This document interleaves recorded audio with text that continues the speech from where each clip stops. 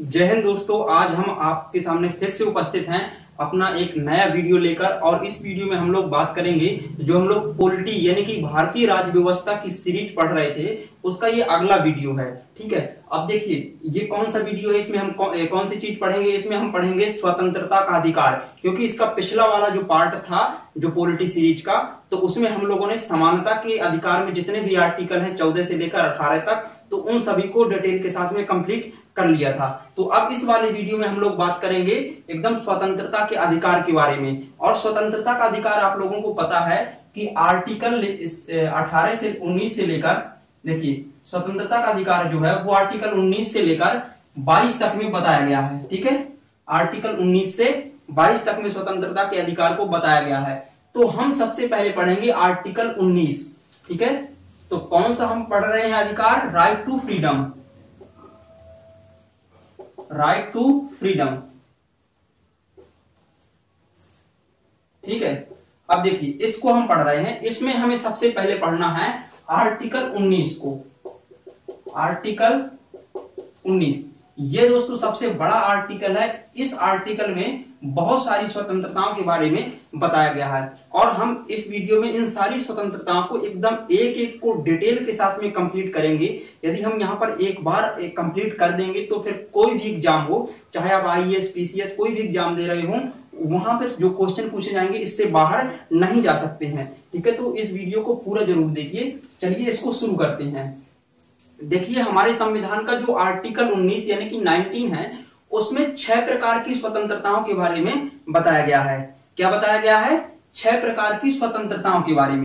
6 प्रकार की स्वतंत्रताएं कौन कौन सी हैं इसको समझ लीजिए। देखिए पहला है वाक एवं अभिव्यक्ति की स्वतंत्रता। वाक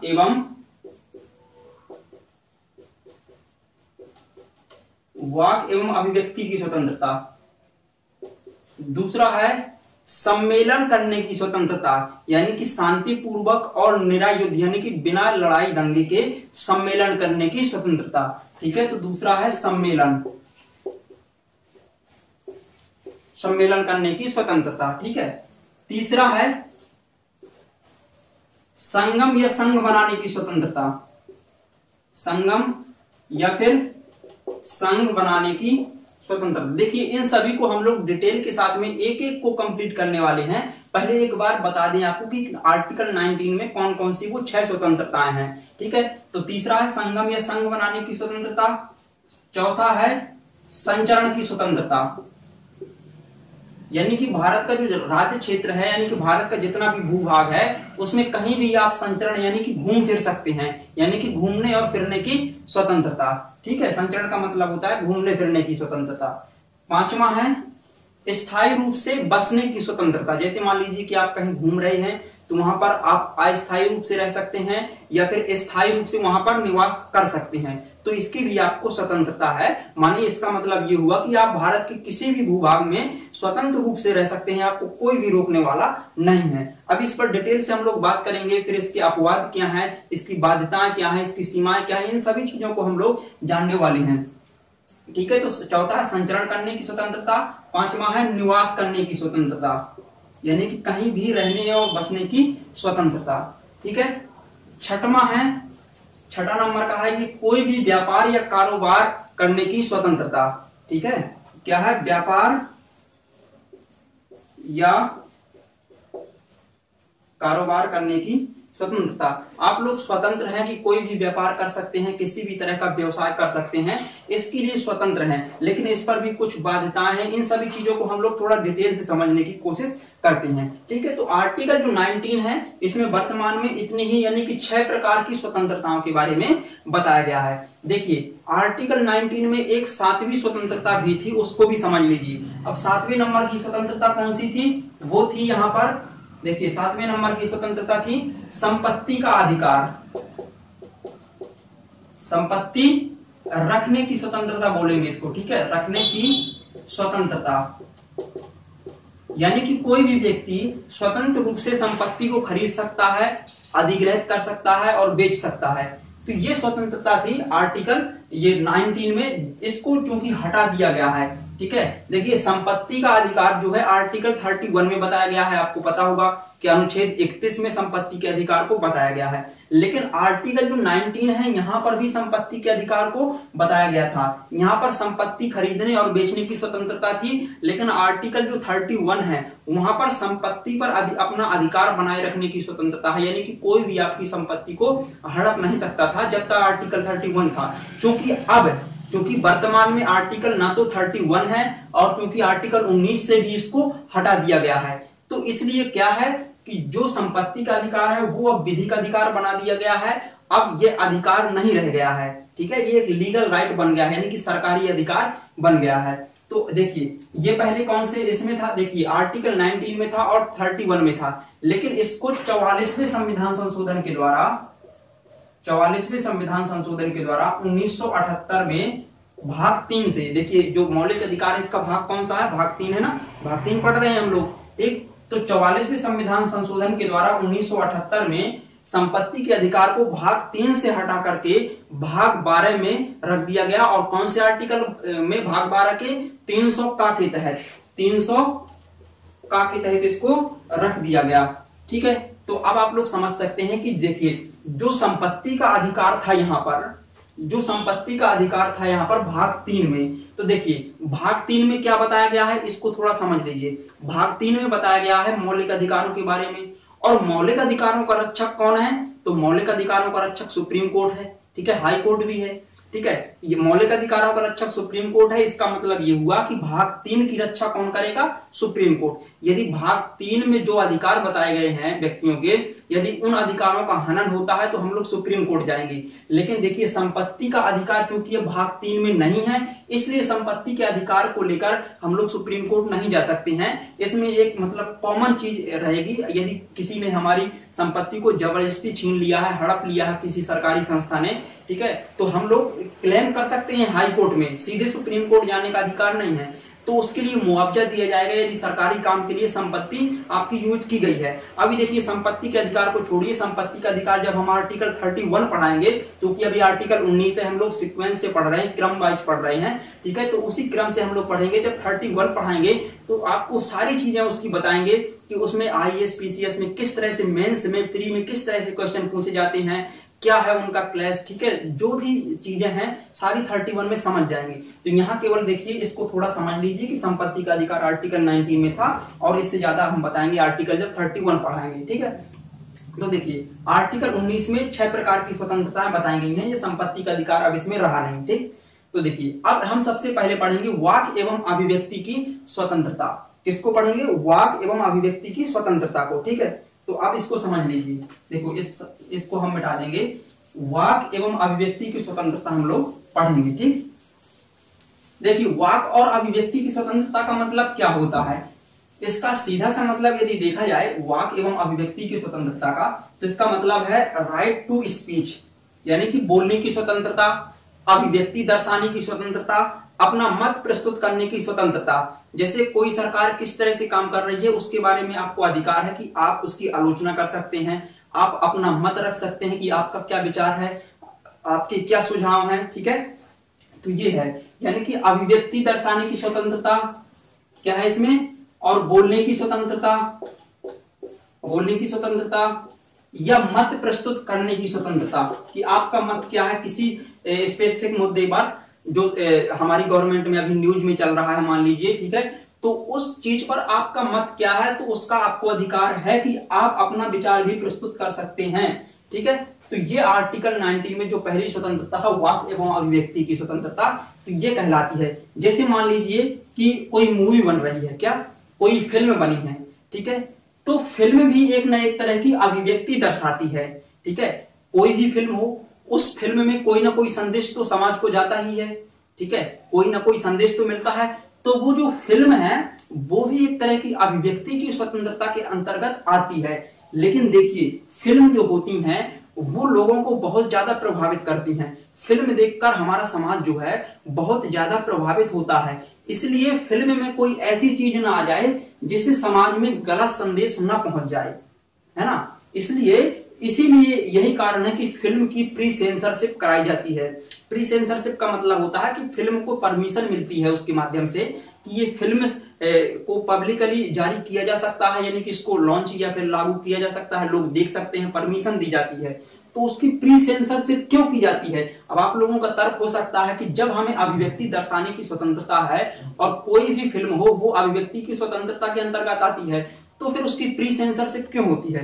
तो देखिए, इसलिए होती है कि चूंकि फिल्म जो होती हैं वो हमारे समाज को बहुत ही ज्यादा गहरा प्रभावित करती हैं, बहुत ही ज्यादा डीपली इफेक्टेड करती हैं, इसलिए फिल्मों की प्री सेंसरशिप कराई जाती है ताकि किसी फिल्म में कोई ऐसा सीन ना हो जाए जिससे कि हमारा समाज प्रभावित हो जाए या फिर लड़ाई दंगे भड़क जाए। ठीक है, तो इसलिए फिल्मों की प्री सेंसरशिप कराई जाती है। और ढेर सारी आपने फिल्में सुनी होंगी कि वो विवाद में रही हैं, उनको परमिशन नहीं दी गई है, कई राज्यों में परमिशन नहीं दी गई है। ठीक है, तो यही कारण है कि उस पर कुछ ऐसे सीन रहे हैं, जैसे पद्मावती मूवी का नाम सुन सकते हैं आप लोग। ठीक है, तो उन मूवियों में कुछ ऐसे सीन रहे हैं जिसकी वजह से हमारे समाज की जो संस्कृतियां हैं वो प्रभावित होती रही हैं। हालांकि फिल्म तो अभिव्यक्ति की स्वतंत्रता के अंतर्गत आती हैं, लेकिन वो ज्यादा समाज को प्रभावित करती हैं, इसलिए फिल्मों की प्री सेंसरशिप कराई जाती है। ठीक है, तो ये कहलाती है वाक और अभिव्यक्ति की स्वतंत्रता। जैसे मान लीजिए कि हमें अपना विचार डांस करके प्रस्तुत करना है, तो हमारी स्वतंत्रता है कि हमें जो बात बोलनी है तो हम डांस करके बोल सकते हैं कि जो भी डांस करना है। ठीक है,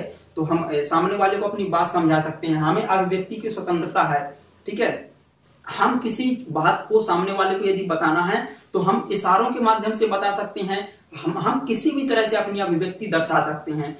तो ये पूरी हमें स्वतंत्रता आर्टिकल 19 का जो सब आर्टिकल 1 है ये हमें प्रदान करता है। ठीक है, अब देखिए, जो वाक एवं अभिव्यक्ति की स्वतंत्रता है इसमें कुछ और चीजें भी शामिल की जाती हैं जो कि एग्जाम में जरूर पूछी जाती हैं। ठीक है, तो यहां पर समझ लीजिए। देखिए, वाक एवं अभिव्यक्ति की स्वतंत्रता के अंतर्गत आता है जो व्यवसायिक विज्ञापन कराए जाते हैं, यानी कि जो एडवर्टाइजमेंट कराए जाते हैं वो भी इसी के अंतर्गत आते हैं। ठीक है, एडवर्टाइजमेंट भी इसी के अंतर्गत आते हैं। ठीक है, यानी कि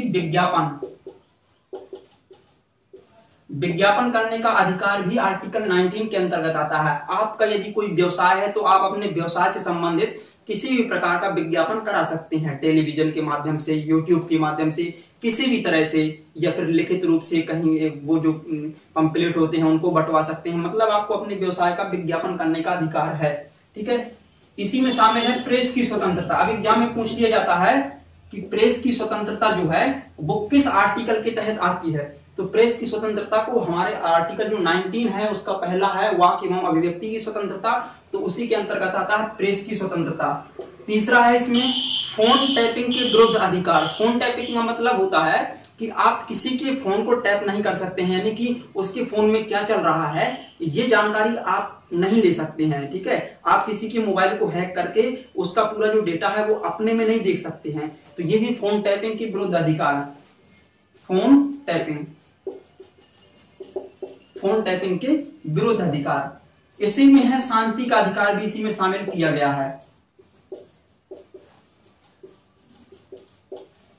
शांति का अधिकार इसी में शामिल है। इसी में है कि किसी भी अधिकार पर पूरी तरह से प्रतिबंध नहीं लगाया जा सकता है, यानी कि जो अखबार होते हैं वो भी प्रेस की स्वतंत्रता के अंतर्गत आते हैं, लेकिन मीडिया का अधिकार इसमें हम लोग लिख सकते हैं, मीडिया की स्वतंत्रता। ठीक है, मीडिया की स्वतंत्रता। तो इस तरह से कुछ चीजें जो हैं वो इसमें शामिल करी जाती हैं, जैसे विज्ञापन की स्वतंत्रता, प्रेस की स्वतंत्रता, फोन टैपिंग के विरुद्ध अधिकार, शांति का अधिकार, मीडिया की स्वतंत्रता। ठीक है, तो इन सब चीजों को भी आर्टिकल 19 के अंतर्गत ही शामिल किया जाता है। तो मैं उम्मीद करता हूं कि ये आपको समझ में आया होगा। अब हम लोग देखते हैं जो अगली स्वतंत्रता है आर्टिकल 19 में, जो अभी हमने आपको बताई थी। ठीक है, इसमें है शांतिपूर्वक, दूसरा है शांतिपूर्वक एवं निरायुध सम्मेलन करने की स्वतंत्रता। इसको आप लोग लिख भी सकते हैं जिस तरह से हम लिखते हैं, क्योंकि इस बोर्ड जितना पढ़ा नहीं कि इसको पूरा लिखा रहने दें। ठीक है, तो आप लोग वीडियो पॉज करके लिख सकते हैं, फिर इसके बाद आगे चालू कर सकते हैं। ठीक है, तो ये वाक एवं अभिव्यक्ति की स्वतंत्रता कंप्लीट हो गई। अब हम लोग दूसरा देखेंगे, शांतिपूर्वक निरायुध, शांतिपूर्वक एवं निरायुध सम्मेलन। जैसे मान लीजिए कहीं कोई सम्मेलन आयोजित किया जाना हो, कहीं पर भी कोई सम्मेलन आयोजित किया जाना हो जहां पर लाखों लोग एकत्रित होंगे या फिर हजारों की संख्या में भीड़ एकत्रित होगी, ठीक है।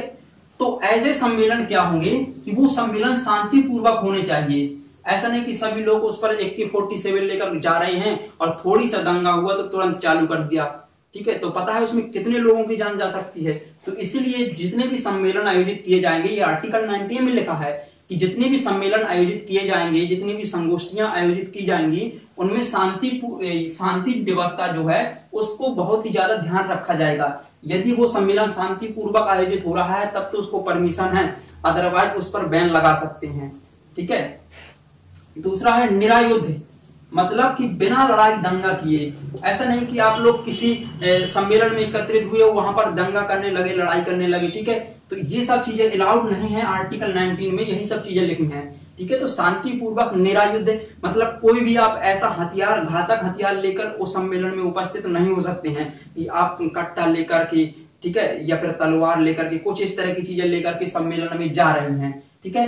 तो आर्टिकल 9 का जो दूसरा है वो कहता है कि शांतिपूर्वक और निरायुध सम्मेलन करने का अधिकार। आपको सम्मेलन करने का अधिकार है, एकत्रित होने का अधिकार है, लेकिन शांतिपूर्वक, बगैर युद्ध किए, ठीक है। अब आप लोग पूछेंगे कि जो सिख धर्म के लोग होते हैं वो तो जब उनका सम्मेलन होता है, वो जो उनकी धार्मिक जो बैठक होती है, तो वहां पर तो वो सभी लोग कटार लेकर जाते हैं।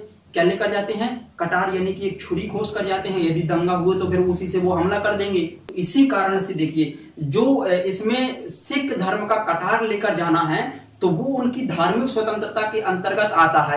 यानी कि जब हम आपको धार्मिक स्वतंत्रता आर्टिकल 25 से 28 तक में जिसको बताया गया है उसको पढ़ाएंगे तो हम आपको ये बताएंगे सभी चीजें कि कौन कौन सी चीजें धार्मिक स्वतंत्रता के अंतर्गत आती हैं। अब देखिए, यहाँ पर तो एक तरफ लिखा है कि किसी भी सम्मेलन में आप घातक हथियार लेकर नहीं जा सकते हैं, लेकिन सिख धर्म के लोग तो छुरी या कटार लेकर जाते हैं। तो ऐसा क्यों? उनको क्यों अलाउड है? उनको इसलिए अलाउड है क्योंकि छुरी या कटार धारण करना उनके सिख धर्म के अंतर्गत आता है। तो इसलिए वो जो कटार धारण करते हैं वो उनका धार्मिक स्वतंत्रता का अधिकार है, ठीक है। तो उनकी धार्मिक स्वतंत्रता है वो, इसलिए उस पर बैन नहीं लगाया जा सकता है।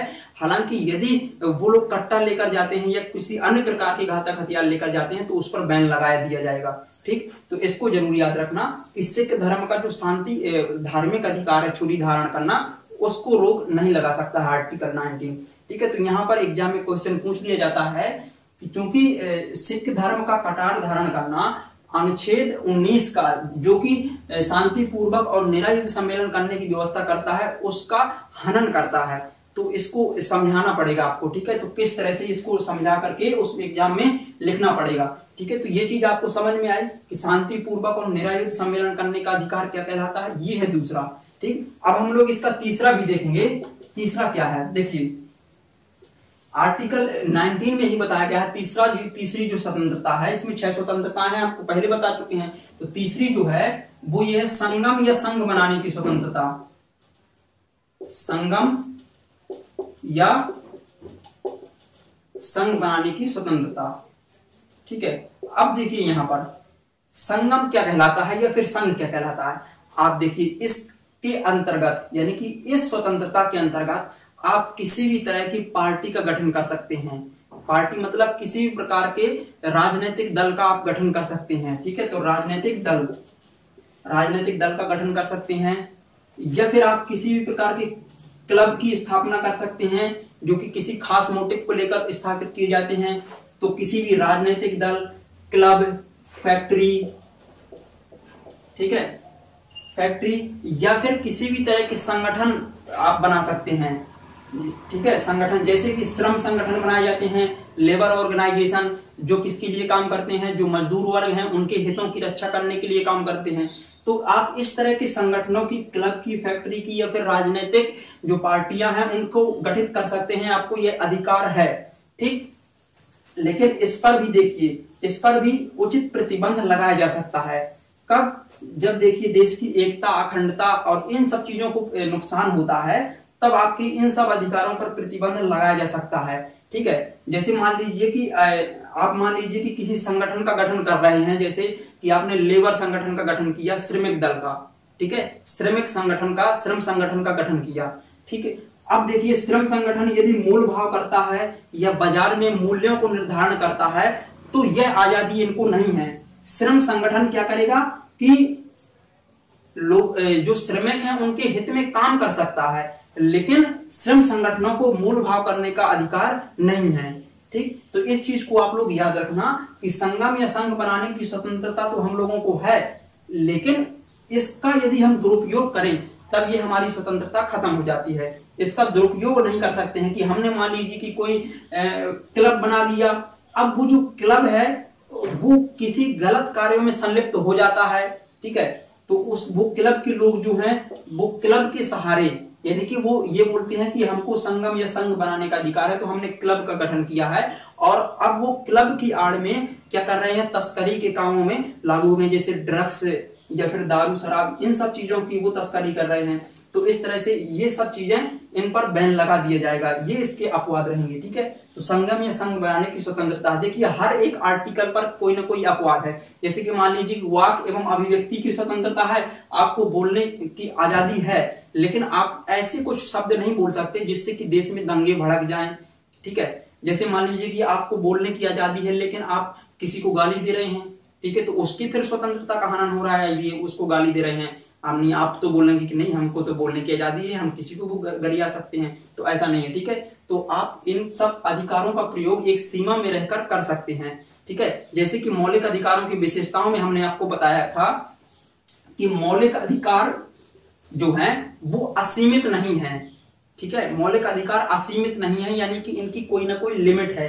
ठीक, तो ये हमने मौलिक अधिकारों की विशेषता में बताया था। तो यही है कि जो वाक एवं अभिव्यक्ति की स्वतंत्रता है ये पूर्ण रूप से नहीं है, इस पर भी कुछ प्रतिबंध लगाए जा सकते हैं। ठीक है, जैसे मान लीजिए कि आर्टिकल 19 है, तो इस पर युक्तियुक्त प्रतिबंध लगाया जा सकता है। ठीक है, तो अभी इसको हम थोड़ा और बताएंगे डिटेल में, पहले इसको समझ लीजिए। ठीक है, तो तीसरा है संगम या संघ बनाने की स्वतंत्रता, तो ये आपको समझ में आ चुका होगा। अब देखिए हम अगला पढ़ते हैं, चौथा कौन सा है, संचरण का अधिकार या फिर संचरण की स्वतंत्रता, यानी कि देश के आंतरिक भागों में आपको कहीं भी घूमने और फिरने की स्वतंत्रता है, यानी कि देश के प्रत्येक नागरिक को देश के किसी भी भूभाग में घूमने और फिरने की आजादी है। तो ये तो आप तो जानते ही होंगे कि संचरण की स्वतंत्रता क्या कहलाती है, मतलब घूमने फिरने की स्वतंत्रता, मतलब देश में आप कहीं भी घूम फिर सकते हैं, ये आपको पूरी तरह से आजादी है। देखिए इसको सुनिए आप लोग, चौथा है संचरण की स्वतंत्रता, संचरण की स्वतंत्रता। ठीक है, अब देखिए संचरण मतलब होता है घूमना फिरना। तो देखिए आर्टिकल 19 जो है, एक तो पहली बात यह है कि ये केवल नागरिकों के लिए उपलब्ध है, विदेशी व्यक्तियों को नहीं है। तो ठीक है, तो जो संचरण है यानी कि घूमना है वो केवल नागरिकों के लिए अलाउड है, कि किसी भी भूभाग में केवल नागरिक घूम सकते हैं, विदेशी व्यक्ति नहीं। ठीक है, तो इसको आप लोग याद रखेंगे। देखिए संचरण जो होता है हमारे देश में दो तरह से होता है, एक तो होता है आंतरिक, एक होता है बाह्य संचरण। बाह्य संचरण, आंतरिक संचरण का मतलब होता है कि देश के प्रत्येक नागरिक को देश के अंदर, देश का जितना भूभाग है, ठीक है, राज्य के भूभाग के अंतर्गत किसी भी क्षेत्र में घूमने का अधिकार है। ठीक है, यानी कि देश के अंदर घूमने का अधिकार, देश के अंदर, इन आवर कंट्री, देश के अंदर घूमने का अधिकार है। और बाह्य संचरण का मतलब होता है विदेशों में घूमने का अधिकार। ठीक है, तो देखिए जो आर्टिकल 19 है वो आपको बाह्य संचरण की स्वतंत्रता प्रदान नहीं करता है, तो वो क्या प्रदान करता है आर्टिकल 19, वो देता है आपको देश के अंदर घूमने की स्वतंत्रता, और जो देश के बाहर घूमने की यानी कि अदर कंट्री में घूमने की स्वतंत्रता देता है उसका आर्टिकल है 21। जब हम 21 आर्टिकल पढ़ाएंगे, आपको आर्टिकल 21 पढ़ाएंगे प्राण और दैहिक की स्वतंत्रता, तो उसमें और कौन कौन सी चीजों को शामिल किया जाता है उन सब चीजों के बारे में आपको बताएंगे कि आर्टिकल 21 में कौन कौन सी चीजें आती हैं। तो जो बाह्य संचरण है यानी कि विदेशों में घूमना, तो उसकी रक्षा करता है आर्टिकल 21। तो विदेशों में जाना ये कौन सा अधिकार है, आर्टिकल 21 के तहत है। लेकिन देश के अंदर घूमना ये आर्टिकल 19 हमें देता है, तो ये एग्जाम में पूछ लिया जाता है। ठीक है, तो ये होता है संचरण का अधिकार। लेकिन देखिए संचरण के अधिकार पर भी युक्तियुक्त प्रतिबंध लगाया गया है। जैसे कि मान लीजिए कि आपको घूमने का अधिकार है, लेकिन आप किसी ऐसे क्षेत्रों में नहीं घूम सकते हैं जहां पर जनजातियां निवास कर रही हो, शेड्यूल्ड ट्राइब निवास कर रहे हो। ठीक है, तो जैसे मान लीजिए कि जनजाति एरिया है, तो वहां पर आपको घूमने अलाउड नहीं है, वहां पर आप नहीं जा सकते। क्यों नहीं जा सकते, ताकि देखिए जो जनजातियां होती हैं वो बहुत ही ज्यादा संवेदनशील होती हैं और उनकी जो संस्कृति होती है वो एकदम डिफरेंस होती है, और यदि आप लोग जाते हैं तो उनको ऐसा लगेगा कि आप उनकी संस्कृति को नष्ट कर रहे हैं। तो इसलिए ऐसे क्षेत्रों पर घूमना प्रतिबंधित है। जैसे आपको पता होगा कि अंडमान निकोबार में एक जनजाति रहती है जिसको बोलते हैं सेंटिनली जनजाति, यानी कि वो सेंटिनल द्वीप में रहती है। अंडमान निकोबार के पास में एक द्वीप है जिसको बोलते हैं सेंटिनल द्वीप। तो वहां पर जो जनजाति रहती है वो बहुत ही ज्यादा आक्रामक जनजाति है। यदि कोई बाहर से व्यक्ति उनके पास जाता है तो वो सीधे हमला तीर और बाण की सहायता से कर देती हैं। ठीक, तो उनको ऐसा लगता है, क्यों वो हमला करते हैं, उनको इसलिए वो हमला करते हैं, उनको ऐसा महसूस होता है कि ये जो लोग आ रहे हैं उनकी वजह से हमारा अस्तित्व खतरे में पड़ जाएगा, हमारी संस्कृति नष्ट हो जाएगी। तो इसलिए जो जनजातियां हैं उनकी विशेष संस्कृति को सुरक्षित रखने के लिए, उनकी विशेष जो संस्कृति है, एक अलग संस्कृति, उसको सुरक्षित रखने के लिए उन क्षेत्रों में घूमना प्रतिबंधित है। बाकी उन क्षेत्रों को छोड़कर आप देश में कहीं भी घूम फिर सकते हैं। ठीक है, तो ये आपको स्वतंत्रता है। ठीक है, और देखिए जनजातियों को ये भी रहता है कि यदि ये लोग हमारे एरिया में रहने लगेंगे तो फिर क्या होगा कि हमारा शोषण हो सकता है। ठीक है, तो इसलिए भी उनकी विशेष संस्कृति की रक्षा के लिए भारत सरकार क्या करती है कि उनके क्षेत्रों को रिजर्व कर देती है कि वहां पर कोई रह और बस नहीं सकता है और वहां पर कोई घूम फिर नहीं सकता है। ठीक है, लेकिन देखिए और इसके अलावा यहाँ पर एक चीज और है कि देखिए सुप्रीम कोर्ट ने, देखिए जो वैश्याएं होती हैं आप लोग जानते होंगे, ठीक है, तो सुप्रीम कोर्ट ने उनके घूमने पर भी प्रतिबंध लगा दिया। क्यों?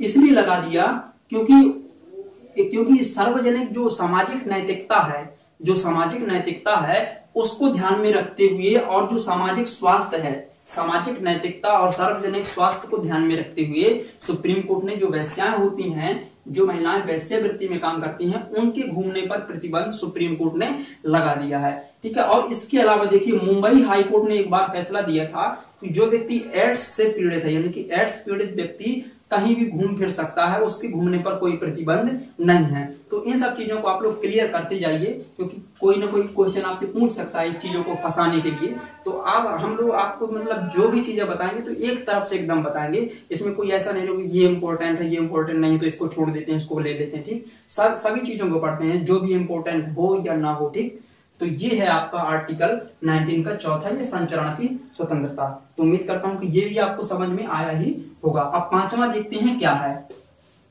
इसको मिटा देंगे, पांचवा देखेंगे। देखिए ये जो चौथी स्वतंत्रता थी, संचरण की स्वतंत्रता, देश के भूभाग में अंदर देश के कहीं भी घूम फिर सकते हैं, केवल विदेशों को छोड़कर। विदेशों वाला जो है वो आर्टिकल 21 में है।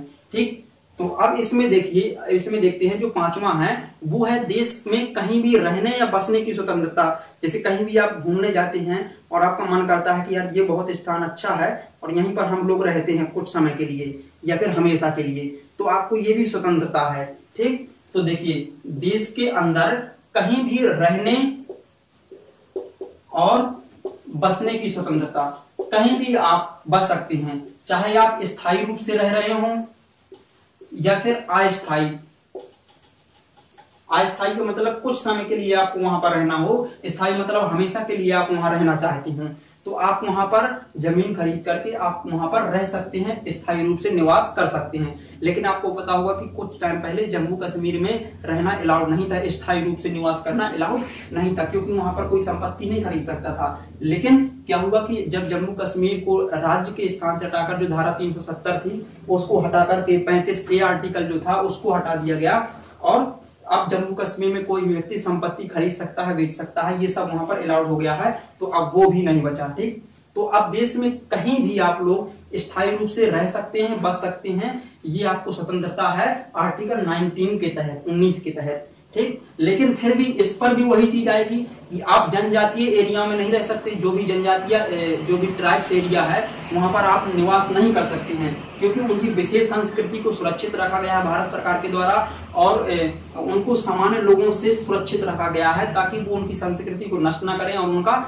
शोषण ना करें। तो इसलिए जनजातीय एरिया जो है उनको छोड़ करके बाकी देश के किसी भी भूभाग में आप लोग रह सकते हैं, स्थायी रूप से या फिर अस्थायी रूप से बच सकते हैं। ठीक, तो ये आपको स्वतंत्रता आर्टिकल 19 देता है, तो इसको आप लोग याद रखेंगे। ठीक है, अब हम लोग देखते हैं जो अगला, ये पांचवा हो गया। ठीक है, अब छठवां है जो लास्ट है इसका, कोई भी व्यापार या व्यवसाय करने की स्वतंत्रता, ठीक है, व्यापार या फिर व्यवसाय, कोई भी व्यापार या व्यवसाय करने की स्वतंत्रता है। देखिए, आप देश के अंदर रह रहे हैं, आप देश के नागरिक हैं, आपको एक आय चाहिए। क्या चाहिए? आय। मतलब आपको अपना जीवन यापन करना है तो आपको आय तो चाहिए, मतलब आपकी आमदनी कुछ ना कुछ हो, तो उसके लिए आप क्या करेंगे? आप कोई ना कोई व्यापार करेंगे, व्यवसाय करेंगे, ठीक है। तो देखिए, किसी भी प्रकार के व्यवसाय या व्यापार करने की आपको स्वतंत्रता आर्टिकल 19 देता है। मतलब आप किसी भी प्रकार का व्यवसाय या व्यापार कर सकते हैं, ठीक है। आप देखिए, यदि आप सरकारी व्यवसाय करना चाहते हैं, यानी कि सरकारी जॉब करना चाहते हैं, तो उसके लिए सरकार अलग से प्रावधान करती है। जो लोग गरीब हैं, तो आर्टिकल 16 आपको पढ़ाया था, उनके लिए सरकार अलग से रिजर्वेशन की व्यवस्था करती है। जो लोग पहले से मतलब पिछड़े हुए हैं सामाजिक रूप से या फिर शैक्षणिक रूप से, ठीक। लेकिन यहाँ पर आती है बात प्राइवेट व्यवसाय की। मतलब आप कोई धंधा बिजनेस करना चाहते हैं, तो क्या आपको ये अलाउड है? तो हाँ, आर्टिकल 19 के तहत आप कोई भी व्यापार या व्यवसाय कर सकते हैं। लेकिन आपको देखिए, यहां पर एक चीज याद रखनी चाहिए कि कोई भी व्यापार या व्यवसाय करते समय ऐसी चीजें अलाउड नहीं है। जैसे मान लीजिए कि आपको सरकार ने बोल दिया कि आप कोई भी व्यापार कर सकते हैं, तो आप सीधे जाकर के महिलाओं की तस्करी करने लगे या बच्चों की तस्करी करने लगे, ठीक है। तो महिला या फिर बच्चों का जो व्यवसाय होता है, ठीक है, इस पर प्रतिबंध लगाया गया है, ठीक है। इन सब चीजों को नहीं कर सकते हैं, ठीक। तो अब आप लोग भूलेंगे कि हाँ ठीक है, चलो इस बात को हम आपकी मान लेते हैं कि महिला और बच्चों को व्यापार नहीं करेंगे, उनका दुर्व्यापार नहीं करेंगे महिलाओं का, ठीक है। उनको गलत कार्यों में निवेश उनको नहीं करेंगे निवेशित। लेकिन आप लोग फिर बेच रहे हैं दारू, ठीक है, आप लोग शराब बेच रहे हैं। तो देखिए, शराब भी आप नहीं बेच सकते हैं, इसके लिए सरकार से आपको लाइसेंस लेना पड़ेगा, ठीक है। तो लाइसेंस व्यवस्था आपके लिए जरूरी है, ठीक है। अब आप लोग बोलते हैं कि चलो ठीक है, शराब नहीं बेचना है तो हम क्या करेंगे, हम मेडिकल खोल लेंगे। तो उसके लिए भी लाइसेंस होना चाहिए और योग्यता होनी चाहिए। लाइसेंस और योग्यता। अब पता चला कि आपके पास कोई भी योग्यता नहीं है और आप दवाइयां बेच रहे हैं, किसी ने मांगा बुखार का दवाई और आपने उसको सल्फास की गोली दे दी, तो वो तो 2 दिन की जगह तुरंत 5 मिनट में ठीक हो जाएगा, है ना। तो आप इस तरह के व्यवसाय नहीं कर सकते हैं, इस पर प्रतिबंध लगाया गया है। और इसके अलावा जो भी योग्यता है आपके पास और उसके लिए आपके पास लाइसेंस है, तो आप कोई भी व्यापार व्यवसाय कर सकते हैं। ये आपको आर्टिकल जो 19 है स्वतंत्रता देता है, किसी भी प्रकार का व्यापार या व्यवसाय करने की स्वतंत्रता, ठीक है। तो उम्मीद करता हूं कि ये आपको समझ में आया होगा, व्यापार और व्यवसाय करने की स्वतंत्रता, ठीक है।